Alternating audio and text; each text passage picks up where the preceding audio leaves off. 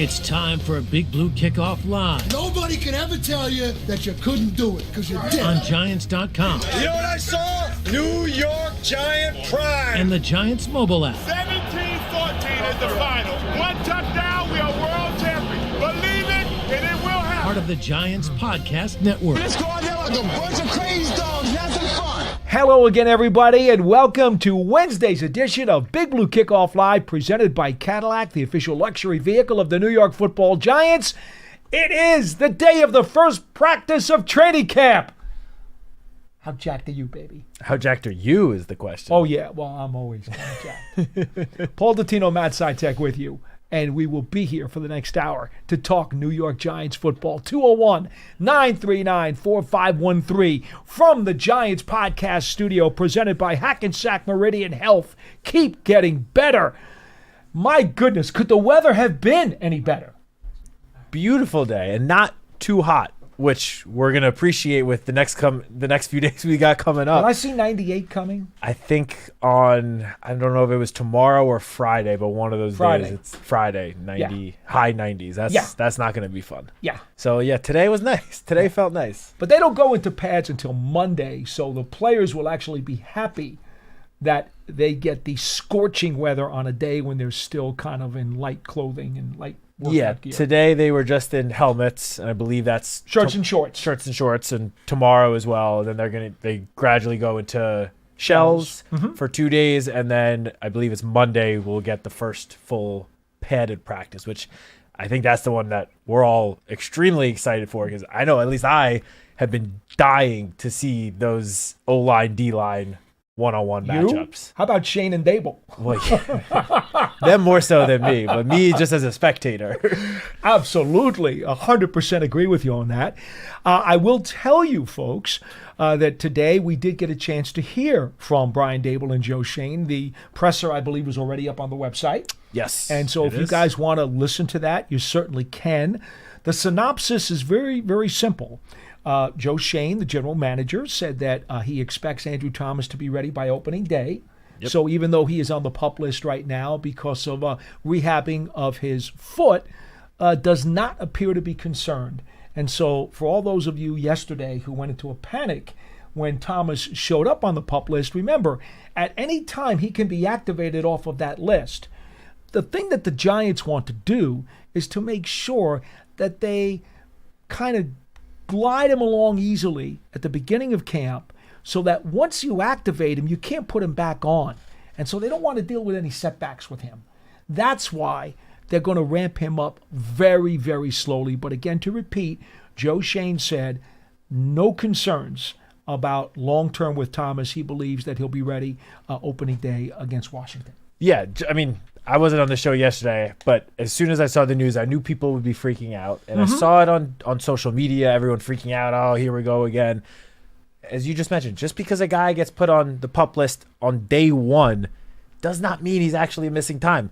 You can go just as far back as last year, where there were two guys placed on the PUP list going into training camp. Aaron Robinson was one of them. He was practicing 1 week later. He was on the PUP list for the first couple of days, and then he was fine. Evan Neal was on the PUP list for like 2 weeks, and then he was practicing and fine. So I think Theo Johnson was on for a day or two, wasn't he? I believe so. Yeah. He came off pretty quick. You're right. The rookies reported earlier. So yeah, it was like day 3 or 4 of training camp. Again, people were freaking out last year, and then day 3 or 4, he gets cleared, and then he's out there. So hearing Joe say we think, obviously things can change. You never know how a rehab is going to go 100%. But the fact that Joe Shane said we think he should be fine for the season opener, that's all you need to hear. All right. You should feel confident, barring any setback, he will be out there against the Commanders, which is the most important thing. Okay, so that's news item number 1 out of the press conference. News item number 2, as if anybody really needed it, but you figured with all the questions from the press corps badgering both the coach and the GM about Jackson Dart and when's he going to play and what's the deal for his schedule, how's his progress going to look, should there be a competition at quarterback, Brian Dable shut that down with one very simple statement. Russell Wilson's the starter. Which is the same message that he has been reiterating time and time again for months now, and yet some members of the media continue to still ask him the same exact question. Does he speak a different language? Seriously. It's like the media is trying to create a quarterback competition despite the Giants saying straight up, there is no competition. QB1 is Russell Wilson.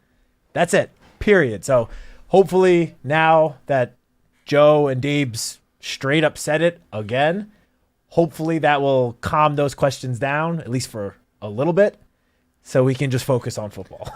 Now, to be fair, Brian Dable was pushed about the rest of the room, and he said everybody's in a competition. So he would not name a number 2. We all believe Winston is the number 2. I think that's logical. But then again, I guess if somebody doesn't paint it on one of the faces of Mount Rushmore, it's not true, right? I mean, that's the way it's become now when you talk about what is written. All right, so that's number 2. Issue number 3. Malik Nabers, who had been dealing with a toe injury during the spring, did practice in full today. Quite frankly, I would name him as the offensive star of the day. He caught one pass where he had to high point the ball in the end zone, made a terrific grab. He also caught a diving grab at the end of practice. I thought he looked terrific. The fans loved it. Nabers did say after practice he's still managing a bit of soreness in that toe. Doesn't know where that's all going to wind up, but he certainly looked great today, and he said he felt good in terms of being able to get out there and do what he loves to do.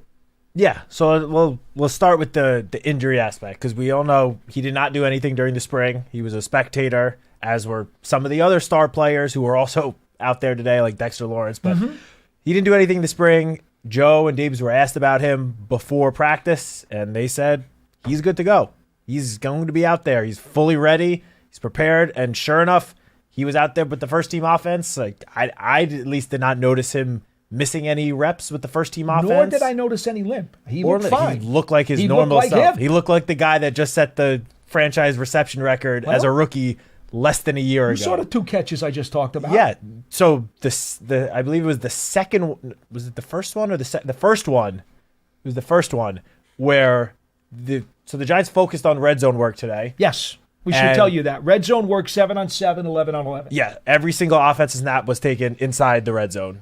Russell Wilson threw a ball where he placed it perfectly right over the defender, where only Malik Nabers could make a play on the ball. Malik jumped up, made a nice leaping contested grab, pulled it down for a touchdown. I mean, again, Joe and Dave saying that Malik was healthy was all I needed to hear, but then seeing Malik make a play like that left me no doubt that he's fine. He's healthy. Look, and then he said it later, as you just mentioned, this toe injury, whatever it is, it's been something that he has talked about, that he's dealt with since his days at LSU. And his last season at LSU, what were his stats? Insane stats. Last year, set the franchise rookie record, or the reception record as a rookie with 109 grabs, dealing with the same toe injury. So it might be something that he continues to have to deal with in some capacity, but at least for right now, it doesn't seem to be a hindrance at all. No. So those were kind of like the news items, if you will, that came out of today, unless there was something I missed. Well, I mean, I just briefly touched on it, but again, Dexter Lawrence, who didn't do anything in the spring, was fully out there. He's good to go. Yeah, as well. the fact that only... And Cam Scadaboo and Darius Alexander, because they also did not do a lot in the spring. The fact that only Eric Gray and Andrew Thomas were the 2 guys listed on PUP yesterday, to me, once that list came out, I fully expected the guys you just mentioned to be participating, and they were. So par for the course.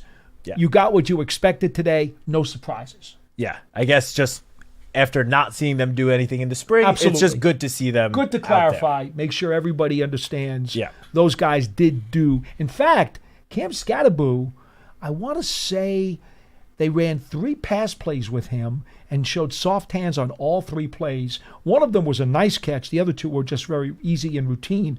But Scadaboo, folks, if you didn't watch him at Arizona State and all you've heard about, especially the way we talk about how ferocious he is as a running back, don't sleep on his ability to catch passes out of the backfield.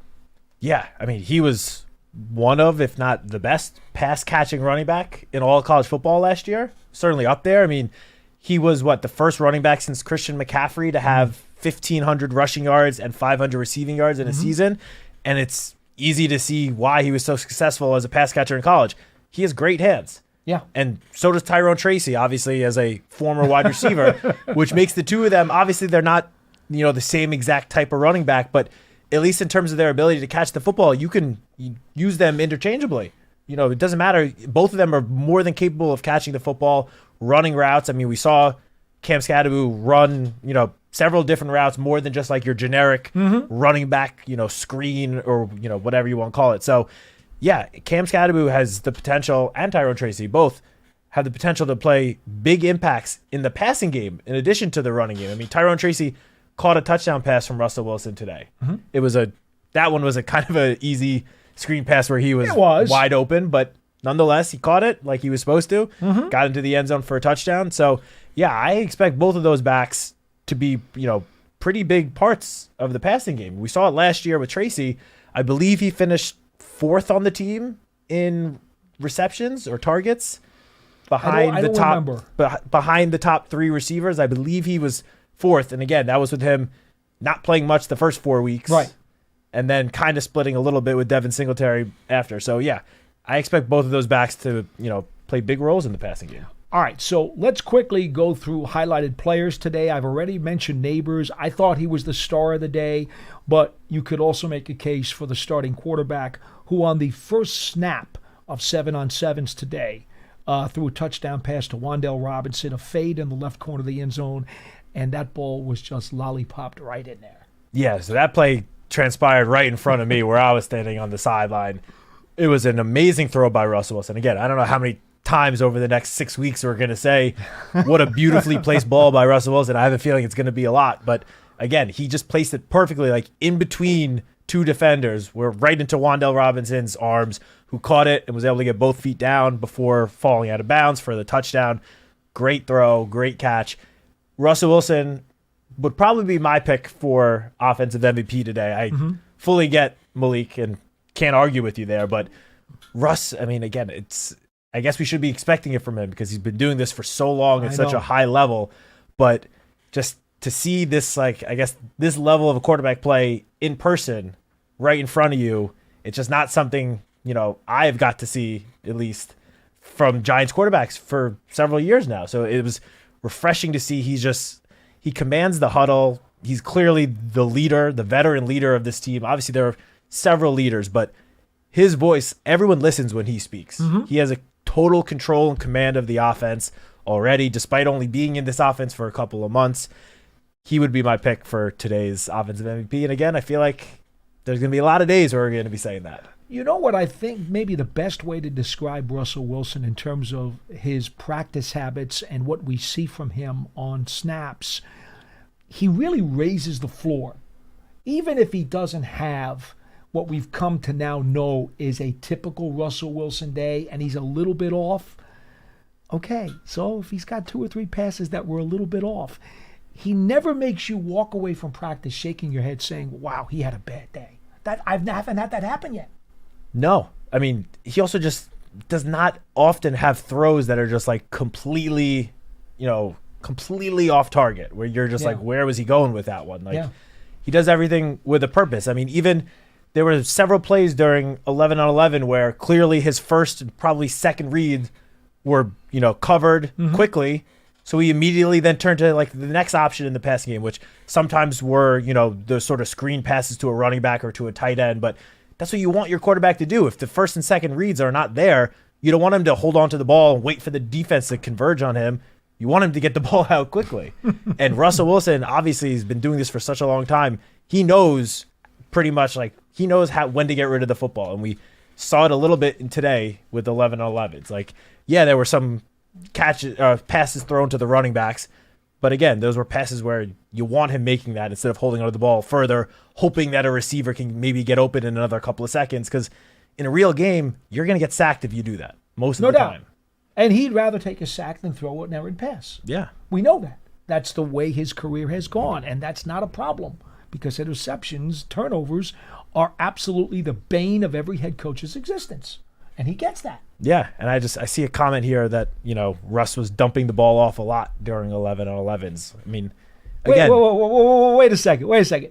They were doing red zone the whole day, which, by the way, means you can't possibly, by mathematics, throw the ball more than 20 yards maximum because you're in the red zone. And most of the snaps were also inside the 10-yard line, even. Deep red zone. Deep red zone, yeah. And again, what issue is there throwing the ball to your running backs when you have Tyrone Tracy and Cam Scadaboo, who are proven good pass catchers? Okay, see, well, this is why people who come out to watch practice, they even need to listen to the show. So we could explain to them exactly what it is that they saw. All right, defensively, I actually thought that there were three guys who kind of stuck out to me today. Nick Jones had a pick six on a ball he took back the other way. Impressive for him, obviously a guy who's trying to make a name for himself. I thought Tay Banks and Adebo both had really good days in terms of their blanket coverage. They didn't always get their hands on the ball, but they were literally like gum on the receivers' backs almost every time a ball was thrown in their vicinity. And at the very least, it was an incompletion because the coverage was just too good to make the play. So even if they didn't get their hands on it, I thought Banks and Adebo played very well. Yeah, I mean, especially Banks, in my opinion. I mean, there were several plays during practice where the receiver just made an amazing play and caught a pass like over Deonte Banks. But Deonte Banks had sticky coverage almost every play that I was like looking at him, that he was targeted. Like, yeah, he had some passes again that he got caught, but he had good coverage on just about every single one of those plays. It's just, you got to tip your cap when the quarterback makes an amazing throw and the receiver makes an amazing catch, like leaping over you like Malik did on one of those touchdowns. That was to no fault of Deonte Banks. He had great coverage. It's just the star wide receiver made a star wide receiver play. Simply put, Banks and Adebo both did a great job of not allowing any separation. Yes, that was very clear on day one, which is good to see. It's terrific to see. Especially because we know this is a big season for Deonte Banks. So for him to get camp started on an encouraging note, it's all you can ask for. One other really nice grab that I thought was made today, I wanted to mention it, and then I'll let you pick out another play if you had some other secondary play you wanted to mention. And I mean second-level play, not secondary play. Yeah. I thought Greg Dulcich made one really nice one-handed stab in heavy traffic over the middle down by the goal line. Yeah. I mean, there were so many bodies, arms, and hands all over the ball. It was a throw from Jameis Winston. He had a lot of mustard on it. And Dulcich just reached up with that paw and was somehow able to bring it down, despite the fact that it seemed like there was an entire city around him. I don't know how he came down with the ball, but it was a nice play. Yeah, well, for starters, I don't know how Jameis got the ball to him. That too. In all that traffic. That too. And then you're right. I don't know. I mean, Dulcich had just amazing concentration to be able to, focus on the ball with all that traffic going on right in front of him, because he had basically almost the entire offensive defensive line in between him and Jameis Winston on that throw. I know. And he was still able to, concentrate, make the catch.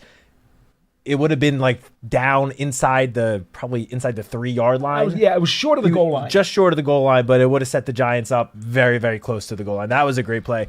I think just that first Russell Wilson to Malik touchdown grab would have to be the play of the day for me, because again, beautiful throw by Russell, where putting it where only his receiver can make the play, and then Malik Nabers is doing star wide receiver things.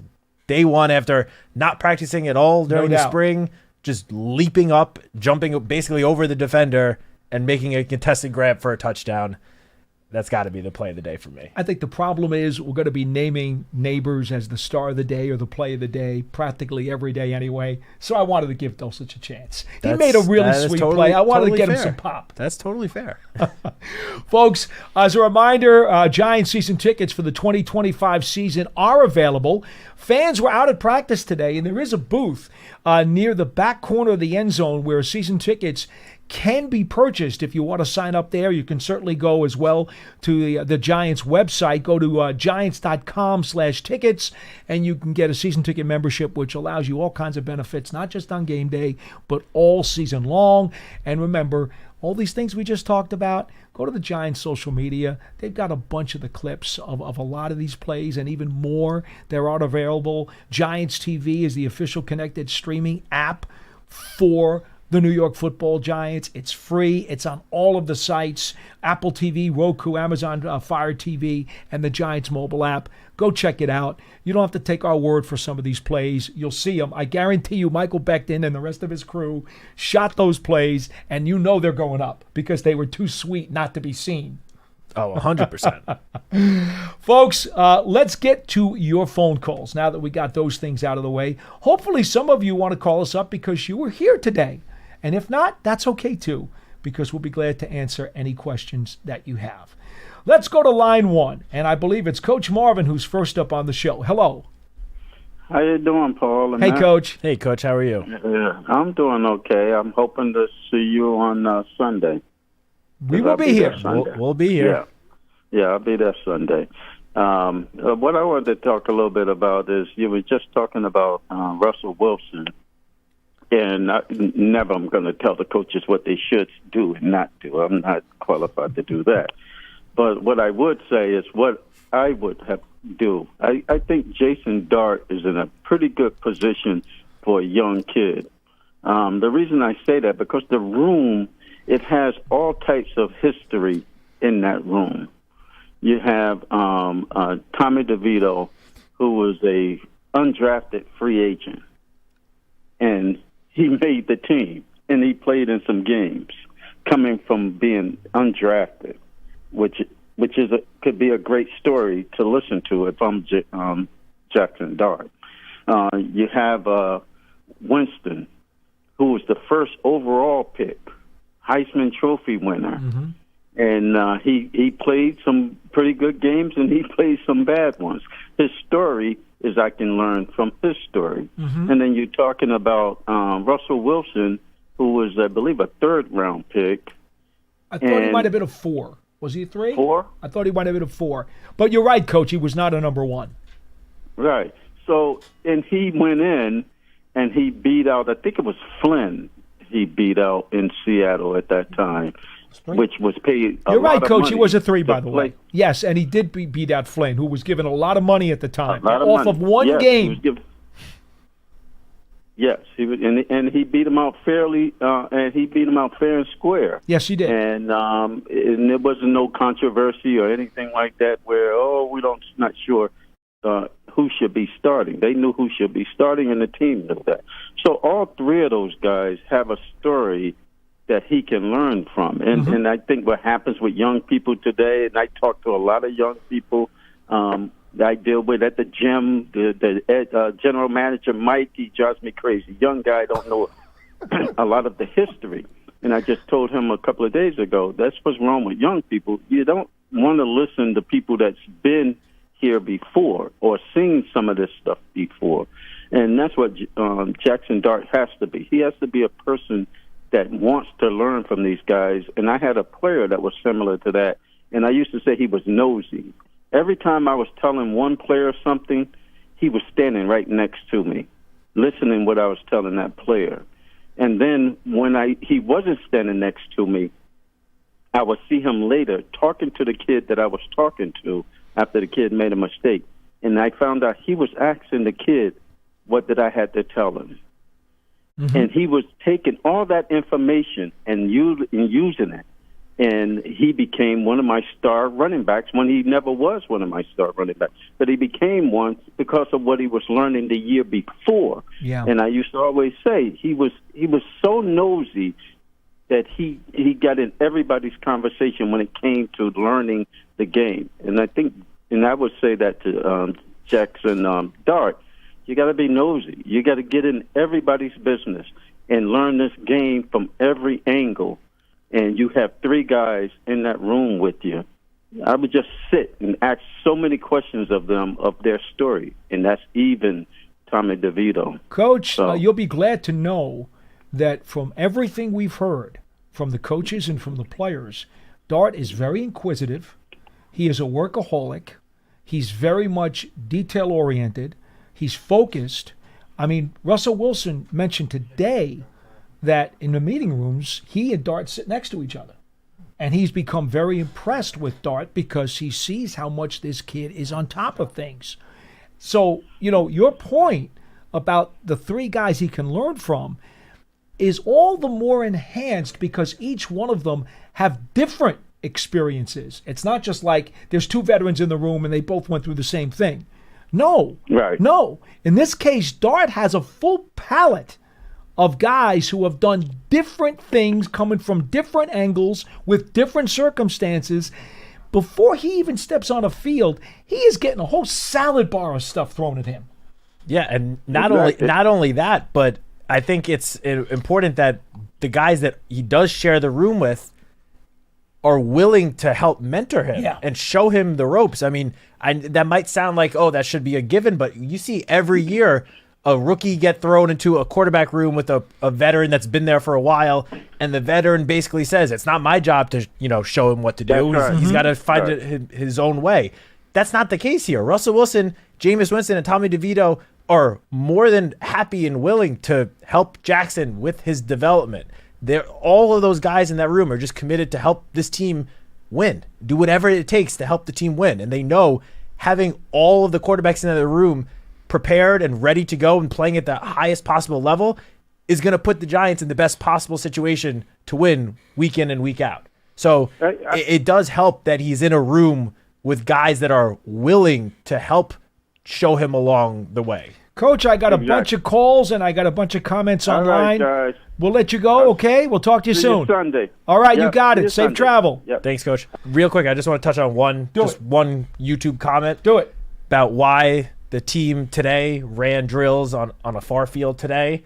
First of all, practice each day will take place on a different one of the practice fields. Yes. They sort of rotate between the three. So they don't beat up the field. Yes, but speaking of, the issue today was there was a little bit of let's call it a field malfunction on the field that they were practicing for the first part of practice. Mm-hmm. And after one or two guys slipped, they were like, very quickly they said, no, none of this. Let's go to the other field so no one else slips again. So at least for today, that is why about halfway through practice, they switched to the far field further away from the fans. It wasn't to purposely, not let you guys see what was going on. No, it was for the safety of the players. So and that's always coming first because they'll consult with Rob Davis, who is the chief groundskeeper here at the Quest Diagnostics Training. Phenomenal. And the fields looked awesome. Yeah. But there were some slips going on there. And look, the last thing anybody wants is an injury because of somebody slipping and losing their footing on a field. Yeah. You can't blame the coaches for doing that. Not at all. All right, real quick, a couple of YouTube comments real fast. We'll go right back to the calls. Christian in Europe says, let Andrew Thomas take his time coming back. Don't need him in training camp getting hurt. You're 100% correct. JMT Production says, just my opinion. If our O-line stays healthy, the sky's the limit. Okay, wait and see, right? We're in a wait and see mode with the O-line. Aiden Fink says, what are your thoughts on signing Quadre Diggs to add to the safety room? Well, the Giants just made... In fact, I'll let you mention this. There was a swap in roster spots with safeties yesterday. Yeah, yesterday the Giants signed, is it Kayvon or Kavon? I believe it's Kayvon. Kayvon Wallace, veteran safety that's been in the league for, I believe, since 2020. He spent a few years with the Eagles, then jumped around to a few different teams. He was here during veteran minicamp on a tryout basis and clearly made a strong impression on the coaching staff and the front office because he was signed yesterday and he took the place of Anthony Johnson, who was waived with an injury designation. So Kayvon Wallace is a veteran safety that's got some, a track record with Tennessee under Shane Bowen. Yes, that is one of the teams he jumped around with after his first 3 seasons with the Eagles. Right.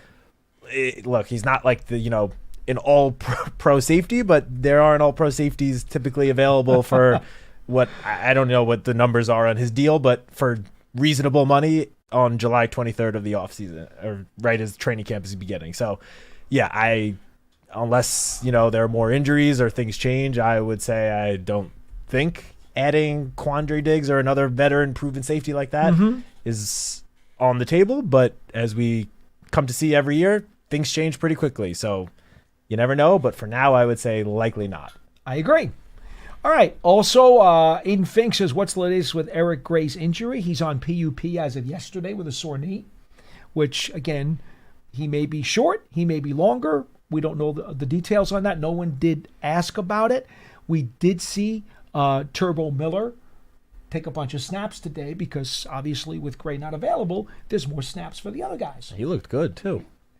He's I know that's your guy. One of your guys. He's one of my guys. Getting him in the ball in his hands on the outside in some space. Turbo Miller's like me. You just take that little switch in the back and you turn it, you turn it, you turn it, and then you just hit the button and let him go. Right? With a lot of energy. But for you, instead of turning, it's just feeding you a couple of chocolate chip cookies and then you're ready to go. Jan Bogaki, where can I watch training camp? Are there any videos online? Asking, I just mentioned Giants TV. Giants TV is an app.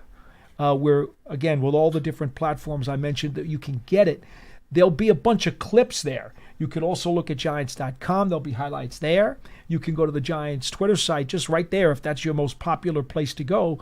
There's a lot of highlights and videos on Twitter, and they're not just even from the team. A lot of folks in the stands take highlights too.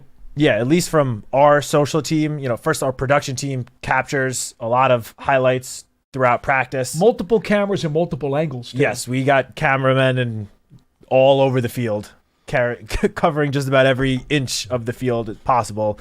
And then our social team is very good at getting a lot of those clips up. So it's not going to be, an entire, video of every single play from practice, but you can definitely find plenty of highlights on the Giants Twitter account. I believe later today we should have like a bigger sort of highlight video that will be, 60 seconds plus. There'll be some more plays. So yeah, just, keep checking Giants.com, Giants social media, Giants TV. You should get everything you need there. All right, back to the phones. Andrew in North Carolina. You're next on Big Blue Kickoff Live. Hello. Hey, guys. How are you, Andrew? Hey, Andrew. I'm doing good. I had two questions, but I wanted to say something first. I'm super excited for Russell Wilson. For Giant fans, if you haven't seen Hard Knocks or any of his interviews, just please check them out. It's like you guys said, he just has a magic aura about him. And even if he loses games, I feel like we're going to win the next 10. I really feel like this is the best offense he's had in a while, and I think he's going to win us a lot of games. I'm really excited for it, guys. Well, the guy's shown incredible leadership skills, and I believe that the talent level is still there. For anybody who thinks that he's shot or he's over the hill, I think you're sadly mistaken. Russell Wilson has some gas in his tank. And he seems to be in the mindset of going out there and proving everyone wrong that thinks that he's kind of over the hill. He seems very determined this year to show that, as Paul just mentioned, that he does still have plenty of gas left in the tank. And I'm with you. I cannot wait to see it. I love it. So one of my first questions was, I do predict him to have success, and I'm penciling in right now. I believe we're going to have a winning season. I think we'll make the playoffs, and I'm penciling him in for 30-plus touchdowns already. I'm that sold in on this guy. And just for the scenario hypothetical, if he was to have this good season, how would that end with him on this one-year deal and having Jackson Dart coming up? I don't think Dart will. I don't want to see Dart. I think the only way he plays is if he, like you guys said, if Russell gets hurt, which there is a possibility due to his age, but I don't expect to see him, and I think it's best if we don't. But just that scenario down the road, if I do think Russell has the season that he does, how do you guys think that will play out? And my second question, I don't know if anybody's addressed it, but is there any chance that Odell can come back home? I say my prayers every day. And Hey, Andrew, surely you jest. Nobody has addressed it. You do. Do you listen to the program? I think we fielded that question a bunch of times in the last month. Oh, man, I've been late. I haven't been keeping up like I used to, so I apologize. Okay, that's all right. There's clearly no shot, but I thought Malik Nabers in the locker room would really love him. I remember going to the games and just the crowd just wanting to see him catch passes. I just felt like it would just be magic, and from a business standpoint, bring in tickets. But I've heard it's really no shot. All right, Andrew, I think the easiest way to say this is that the Giants wide receiver room right now is one that they really want to take a look at. And if you suddenly bring in another veteran, and I'm not even going to say Odell, it could be any veteran. If you bring one of those guys in now, they're taking snaps away from this wide receiver room, and they're trying to figure out, is Jalen Hyatt going to be the real thing or not? You're going to take snaps away from him? No, that makes no sense. You're not going to take snaps away from the first three guys on your depth chart because they need to work with these quarterbacks. And you're not going to take snaps away from the undrafted rookie free agents because it looks like they got a pretty good class of those guys. You need to find out what they are.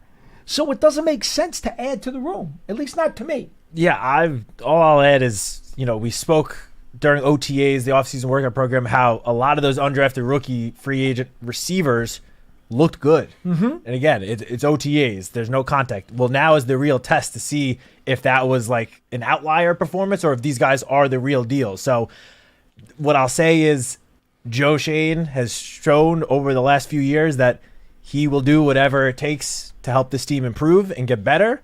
If he thinks, in a week, 2 weeks, a month, if he thinks that the wide receiver room isn't looking like the way they want it to look, I'm sure he will then look to address it. But until that time comes, it seems like they are pretty content with the group that's currently here. Now you got to identify exactly what they have in all of these guys. Andrew, thanks for the call. Thank you. 201-939-4513. Well, then the other thing he asked about with if Russell has a great year. Oh, okay. All I'll say is this. That hypothetical again. Yes, that hypothetical again. All I will say is this. Now, I'm not by any means saying that Jackson Dart is the next Patrick Mahomes. Not saying that. But just similar situations where the Chiefs drafted Patrick Mahomes in the first round of 2017, where they had Alex Smith, a veteran quarterback. Alex Smith in 2017, in 15 games, 15 of 16, and Mahomes started the last game of the season, he led the Chiefs to a 9-6 record. He had over 4,000 yards, 67.5% completion percentage, 26 touchdowns, 5 interceptions. He had the lowest interception percentage in the league, the highest passer rating in the league. And the Chiefs still moved on to Patrick Mahomes after that season. So you never know what could happen. Obviously, Jackson Dart's development will be the biggest determining factor in that question. But it would take, I would think, Russell Wilson having such an outstanding year and Jackson behind the scenes looking, so poorly for that to probably be a realistic option. Because let's not forget, they signed Jameis Winston to a 2-year deal. They did. It's not just a 1-year deal, 2 years. So there's a decent chance that he will be back next year, maybe as the veteran backup to Jackson Dart. I don't know. Obviously, there's a lot to determine in that decision over the next, 6+ months. I mean, I almost hate to address the question, but you did ask it in good faith. So here's what I would say. It's a long shot, I think. It's a very small percentage in terms of all the possibilities as to how this plays out. But think about this. The most likely scenario for Wilson to stay, and Matt's right, Dart, in the coaches' minds, has to not be close to being ready by the end of the season. That's first. Second thing, Wilson's going to have to play really, really well, and maybe the Giants even need to be a playoff team for them to reluctantly allow Wilson to go. But think about this. Wilson's on a 1-year deal. He's a bargain right now, economically. If Wilson has the kind of year we're speaking of, don't you think he's going to want some more cash?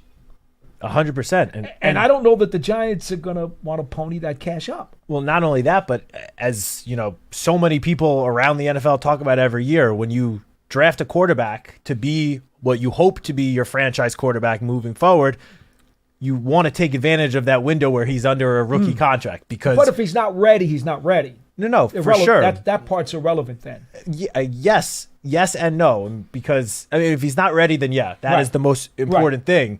But at the same time, rookie quarterbacks, they have 4 years plus the 5th-year option. But even that 5th-year option, that number jumps up pretty significantly from the first 4 years. that's a small window to build what you hope to be a Super Bowl contender around that rookie contract before. I mean, obviously you hope that rookie quarterback plays to a level where you want to give him that massive contract because that means good things, obviously. But that makes it a little harder to build the team around him when you start paying a quarterback, $50+ million as opposed to the rookie deal. Now, you folks will remember, I've said on this show many times before they drafted Dart, that when they went after Wilson, my thought was you sign him, you got him to the 1-year deal, and if he plays really well, and if you don't take the next franchise guy this year, there's always a chance you bring Wilson back. For sure. That was in play, I think, before they traded up to get into the first round to take Jackson Dart. Now I think the odds of Wilson being able to come back, I don't know that puzzle piece fits very well. So I think it's very unlikely. But again, if you're Russell Wilson and you're on a 1-year deal and you're trying to prove to the world that you still have gas and you show that you do, you're going to want to get paid, and somebody out there probably is going to wind up writing a check. 100%. So we'll leave it as you never know what could happen. Right. But it seems like the Giants had a plan at the quarterback position, and I would be a little surprised. But again, crazier things have happened. So, Connor from Connecticut, you're next on the program. Hello. What's up, guys? How you doing? Very well. How are Connor, you? how are you? I'm all right, but I'm a little frustrated with this team right now and the shape of the O-line going into this season. I think it's the same as last year, and I don't know what changes have been made that are going to make our team look different. Well, Carmen Brasillo is in his second year as the offensive line coach.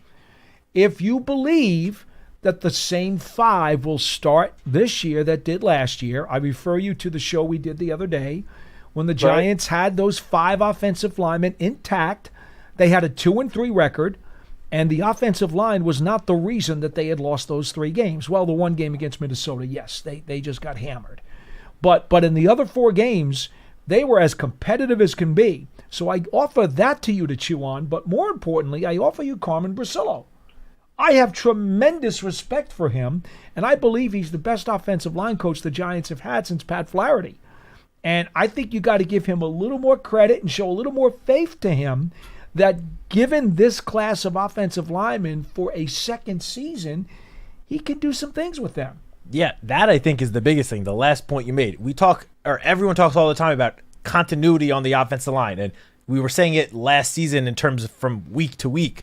Well, it's just as important year to year. This is now year 2 of at least going into the season the same starting 5 that you had last year, with the same offensive line coach for the second straight season as well. Continuity is so important up front, which is why, again, we've said it countless times that Andrew Thomas is the linchpin to that unit. Him being healthy and out there is the most important factor to that unit's success. Obviously, he's an all-pro. That sounds beautiful. I hope it works out, but when you take the same players with the injury history that they've had, I don't see why it would be different. But they also went and addressed the depth. That is where the changes were made in the offseason. They addressed the depth on the offensive line. Guys coming, and you want your first guy up to be healthy all season long. Sure. Of course. But as every single person that spoke to the media today said, injuries happen. You can't control that. Look, I blame that on the turf. I blame that on the MetLife turf, man. All right, Connor, appreciate the call. Thank you. I'm going to add this too. Again, he's the wild card here. Evan Neal. Today he took snaps at both guard spots. He's the wild card. If Evan Neal goes out on the field and plays like a first-round pick, albeit in a different position, the Giants are a better team for it. For sure. Also, JMS going into year 3. Year 3 is a year that a lot of time offensive linemen make a jump. And again, I've said this so many times before, but JMS did take a step in the right direction last season. Maybe not as big of a step as everyone would have hoped, but he did improve. So if he can now make an even larger jump in year 3, that is going to be a huge boost to the interior offensive line, where he's going to have at least one veteran, if not 2 veterans, maybe Runyon and Neal, Runyon and Van Roden, whatever the combination of guards are. Him playing at an improved level in the center, commanding the whole unit, that will help that offensive line take a big jump overall as well. Okay. We go to line 3. Charlie's in Portland, Maine. And Charlie, which inaccurate opinion that you saw online today would you like to base your comments on? Because you certainly love to do that. I think I know where he's going to go. Oh, I think I know too. All right. I just want to, this is what Joe Shane said about Andrew Thomas. Should, I'll say again, should be ready for the opener. That is what they anticipate. That is the weakest statement that you could ever say about somebody who is injured and it's only the first day of camp. That isn't like guaranteed. Like, I mean, the way you guys talk, he's a go. Charlie, no problem. He's starting week taxes one. No, are not. guaranteed. We are all going to leave this earth at one time. That is guaranteed. Nothing else is guaranteed. But you made it sound like he's ready to go. He's not. We don't know if he's going to even play. They expect him to be. We said what Joe Shane said, is that they think he should be ready. Obviously, Joe Shane himself said there could obviously be a setback. Things could change. But as of now, the expectation is he will be ready for week 1. Yeah. That's all. That's the information we have to go off of, Charlie. What else should we go off of? He said look, all I'm saying is this guy is not a lock to start week goodness. 1. That's all I'm saying. And I just want to say one other thing that I have a little problem with. Matt, you did it. John did it too. You guys tell us who throws the touchdown pass and who catches it. You know, like Wilson threw a touchdown pass to Robinson. But when someone throws an interception, you never tell us who threw the interception. You said that Jones had a pick 6. Matt, you didn't tell us who threw that ball. And John didn't tell us who threw that ball. Why don't you tell us who throws the interception? I'll tell you it was Dart. Yeah, you can tell me now. I found that out through the beat writers. But, Matt, you never mentioned it, and John never mentioned it. Why don't you John's not that? here.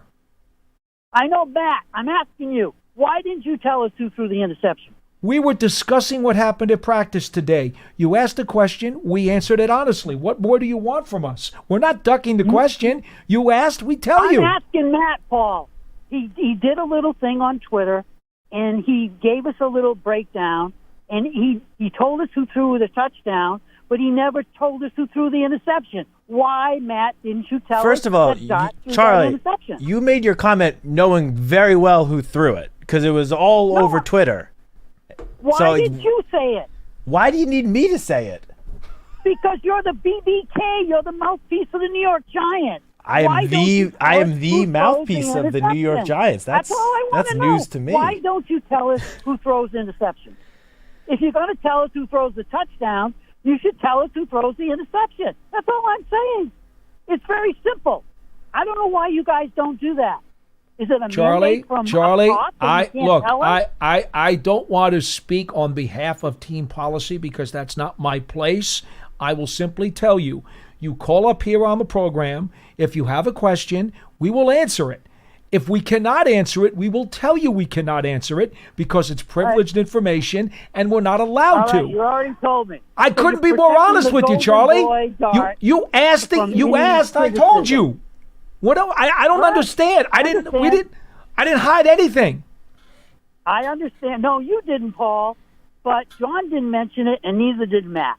And that is, if you don't tell me then who throws the touchdown pass, just tell me who catches it. Because if you're not going to tell me who threw the interception, I don't want to hear about it. But then you're going to comment on my tweet saying, "Well, who threw the touchdown?" No, I'm not. Because if I know that you're going to do that, then that's a fair All right, call. Charlie. Anything else? No, that's it. Matt, tell us who throws interceptions from now on. All right, be good, Charlie. Take care. Thank you, Charlie. Maybe if Charlie wants to make a couple of trips down from Maine, he'll be able to see for himself. But then again, he won't have the pleasure of reading all the stuff that's out there online, which he obviously takes great pleasure in doing. Seriously. Oh, my. Again, folks, we have a policy here. I know I've always had a policy, and I believe all of us do, whoever sits at this table. We will answer every question honestly with you, and if we can't answer you, we tell you. Privileged information is not something that we can answer. either stuff that's coming from inside the building upstairs, embargoed information that the team is going to have a press release on. Well, then it comes out when the release comes out. We've never hid that from anybody. And furthermore, Charlie, again, we've actually taken your phone calls for many, many years, and we have answered everything that we can answer for you. We've never ducked you here on this program, so I don't think you need to get upset about it. Line 2, Charles in Maryland, you're next on the show. Good afternoon, gentlemen. Long-time listener and first-time caller. Well, very kind of you to dial us up. Thank you for calling us in. I know you had to follow him. I mean, what a shame. Yeah, hopefully going from Charlie to Charles is a little bit of a transition. Please, help us out here. Be nice. No, I did want to be nice, and I really wanted to give you guys a sincere phone call and thank you for everything that you guys do from the Giants fan perspective. And I want to give you a little anecdote. When I went to Marine Corps boot camp, and you're there for technically 3 months. Did you serve, sir? Yes, sir, 20 years. Well, thank you so much. We appreciate that. I always say that to all of our military people. I had family in the military, and I have great, great, great respect. So thank you. Thank you. And they teach you something at boot camp that most people never forget, because you're not supposed to think of all 3 months, otherwise you'll go crazy. So they have a saying, it's called Sunday to Sunday, chow to chow. Every day, just focus on getting to the next meal. And then at lunch, focus on getting to dinner. And then dinner, focus on getting to breakfast the next morning. And then Sundays are great because it's a little bit more lax and you get to go to church. So that was the saying for 3 months. Don't think about 12 weeks, 11 weeks, 10 weeks. Think about Sunday to Sunday, chow to chow. And that is how I've always viewed Big Blue Kickoff Live. You get us through off season. You get us through the OTAs, the combine, training camps, and you just keep us going instead of just going, oh, well, here's the Super Bowl. Now we got to wait till preseason. No, we've got Big Blue Kickoff Live to help us get there and keep us informed of what's going through the Giants organization. And as a huge, huge Giants fan, I just sincerely want to say thank you from the bottom of my heart and all the Giants fans out there. Well, that is an awfully nice thing to say. We appreciate that. I never thought of us as a first aid ointment for military camp bruises and bumps and wounds. But if you want to equate it that way, we certainly do appreciate it. Yes. Thank you, Charles. That really does mean a lot. Absolutely. Anything else we can do for you today? Oh, he's gone. Charles, again, thank you for the call, and please do call again. And if you don't get out to training camp, again, watch all the stuff. We have other stuff online, too. In fact, I need to remind folks, the Giants Huddle is constantly up there, just full of all kinds of interviews that John's doing with NFL and Giants personnel. Is there something that went up today? Yes. Today was the safeties. Okay. John sat down with Tyler Nubin, Javon Holland, and Dane Belton. And you know what? If you haven't listened to Javon Holland, do it. He is a very astute fella, and with his experience in this league, he's bringing a lot of leadership to that room. Yeah, I think he will help tremendously with the growth of those other two young safeties on the podcast with John, in Tyler Nubin and Dane Belton. Although, is it fair to still call Dane Belton young? He's now going into year 4. I mean, he's a young veteran. He's still on his rookie contract, so I guess veteran. Yeah, young veteran is a good way. That's the way I go with first contracts. They're young veterans. When they get to the second contract, they're just veterans. Yes. Okay, we eliminate that first adjective. 201-939-4513. Only a couple of minutes left on the program. If you haven't called us and you want to sneak one in there, just like Charles just did, we'd be glad to take it real quick. Again, practice tomorrow. Now, if you have your tickets, we understand the weather's supposed to be terrific again. It's going to be hot. There are canopies over the aluminum bleachers out here at the field. So the good news is you don't necessarily get scorched by the sun, and they do have water stations right behind the bleachers. Folks, Nobody wants to see anybody in jeopardy or in an emergency situation, so please do hydrate. You know, Coach Coughlin would always scream at his players before a game, hydrate, hydrate. He sometimes would pass out Gatorade bottles at the lockers before the games himself. Don't be afraid to do that, because the one thing you need to do under these hot conditions is make sure you drink. Make sure you drink water. Get as much of it as you can. We have watering stations out behind the bleachers, all around the practice fields. And please do partake if you're going to come out. But the good news is there are canopies over the bleachers. So, again, you don't worry about getting sun-drenched. You just worry about the heat. Yeah, which, as we said, it's supposed to get real hot these next couple of days. Yeah. All right. We go up to line 1. And it looks like we have Mike from Indiana. You're next on the program. Hello. Hey, Paul. Hey, Andrew. How you guys doing this day? Hi. Good to talk to you. What's up, Mike? Yeah. So something that has really strung my curiosity this year, compared to previous years, and looking at some of the other historic runs in the history of the last 40, 50 years of the Giants, the depth that we have on this roster this year, it kind of seems like you all have mentioned it before, we actually have players that might get picked up off waivers, once training camp and the final 53 is released and all that.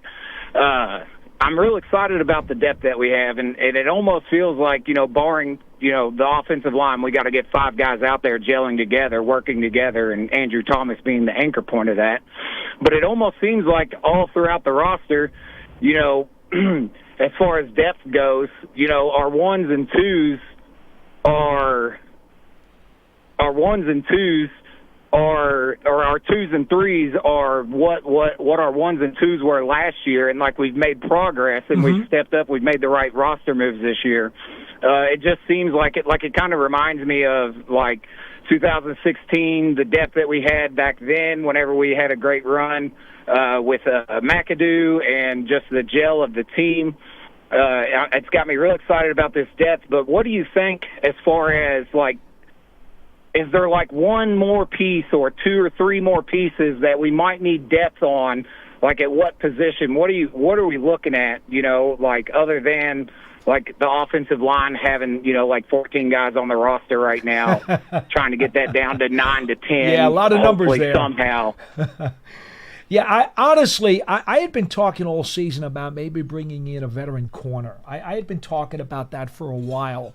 Now, I think the coaches really want to look at the guys they have now. They want to push Banks. They want to see if they can get Flott to take another step from where he was. And again, that's kind of a way to push Banks. I'm going to say this, Matt.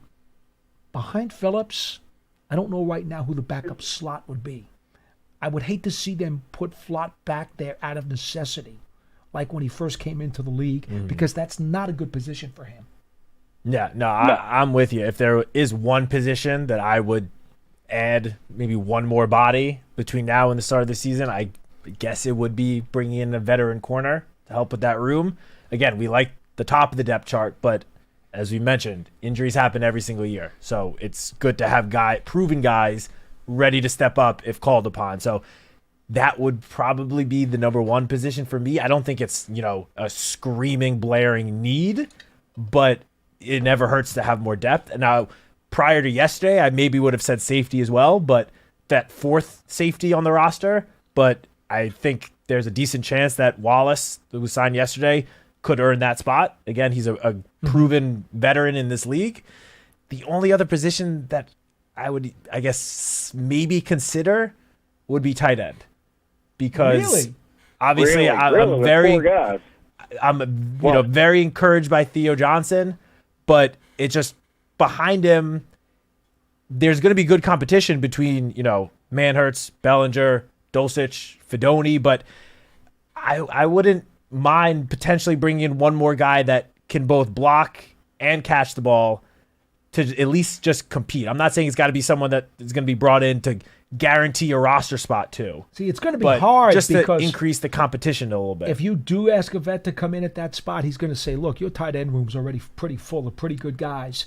He's probably not going to want to come here. But after Theo Johnson, everything else seems to be up for competition right now. The number it's a 2 good and number 3. competition, though. It is a good competition, but Chris Manhurst, for example, he's he is the team's best blocking tight end. Yes. Blocking, But yep. in terms of his pass catching ability, where would he rank between the crew? He'd be the last further guy. down. He'd be the last and guy. So you look at some of the other guys. I mean, Fedoni, we haven't really seen him do much yet, so it's unfair to put him in the conversation. But Daniel Bellinger, after that promising first half of his rookie season, hasn't quite taken the next step that we would have hoped he would have taken by now going into year 4. So again, that's me kind of reaching as my third position that I would maybe consider bringing someone in just for competition. But really, if there were any position, it would be cornerback. Yeah. All right. Thanks for the call. That's a pretty good tell for how the state of the roster's in right now. So thank you guys. I hope you all have a great rest of your day. Appreciate it. Thanks for getting in. Just before we sign off, I'm going to go real quick to our final question that came in online through the YouTube programming network, because, folks, we do stream both on Giants.com, the app, and also on the YouTube channel. Yep. That's been something we kind of brought in some months ago. Excuse me, I'm sorry. And it's gone very well. Terry A. says Tyler Nubin had a ball hawk reputation coming out of college. That, of course, with the Minnesota Gophers.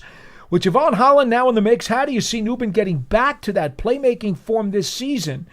Well, to be honest with you, Holland has only one interception in his career, despite the fact that he makes a lot of plays.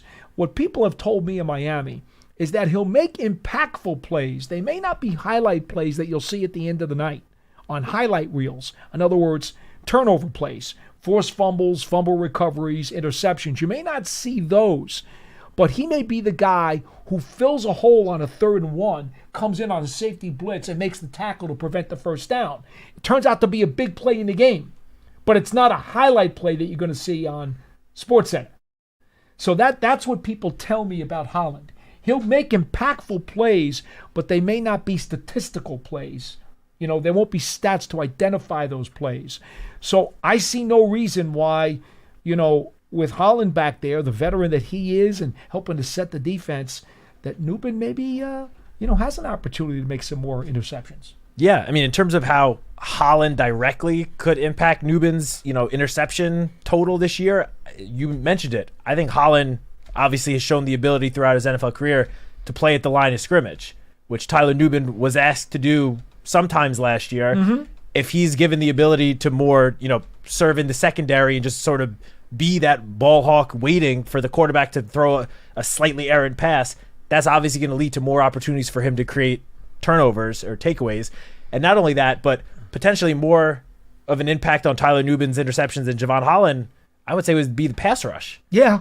The pass rush is again, very true. We haven't spoken about the pass rush at all today, so that's why I feel like at the very end I got to squeeze it in. We could go one day without it. I don't know if we can. But the ability, we can talk about it on Monday when pants come on. Oh, for sure. But the ability that we think this, especially the starting front four, is going to have in being able to get after the quarterback, pressure the quarterback, force the quarterback to make mistakes and errant throws, that's going to lead to more takeaway opportunities for Tyler Nubin, for Paulson Adebo, Holland, all the cornerbacks, everyone, even the linebackers.